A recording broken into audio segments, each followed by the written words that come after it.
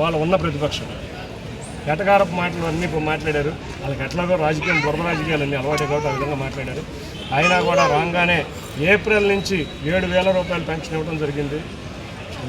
Land titling act రద్దు చేయడం జరిగింది. అంతేకాకుండా మెగా డిఎస్ఏ ప్రకటించారు. రెండో సంతకం మెగా డిఎస్ఏ మీద చేసి 14,500 మందికి ఉద్యోగాలు ఇవ్వడం జరిగింది. మీరు చూస్తే ఎన్నో కార్యక్రమాలు, వరదలు వచ్చినాయి. వరదల్లో అందరూ సాటిస్ఫాక్షన్ లిమిట్ 100% ఉండే విధంగా కృషి చేశాం. ఆ 12 రోజులు మొత్తం కూటమి నాయకులు కార్యకర్తలు రోడ్ల మీద ఉండి ప్రజల ఇబ్బందులు పడకుండా ఏ విధంగా సహాయం చేయాలో అంతా చేస్తాము. తప్పకుండా ఈ మంచి ప్రభుత్వం కలకాలం ఉండాలని తెలుసుకుంటున్నాను. ఈ 100 రోజుల్లోనే ఇన్ని విధాలుగా చేసిన చంద్రబాబు నాయుడు గారు రేపు 5 ఏళ్ళు ఉంటే మా పిల్లల భవిష్యత్తు బాగుంటుంది, మా భవిష్యత్తు బాగుంటుంది, రాష్ట్ర భవిష్యత్తు బాగుంటుందని అందరూ కోరుకుంటున్నారు. తప్పకుండా వారు కోరిన విధంగా, ప్రజలు కోరిన విధంగా మేము ప్రతినిత్యం ప్రజల సంక్షేమం కోసం ప్రజల్లోనే ఉంటాం, ప్రజలు ఆత్మవిశ్వాసం ఉంటాం, ప్రజలను అభివృద్ధి పదంలో తీసుకెళ్తాం.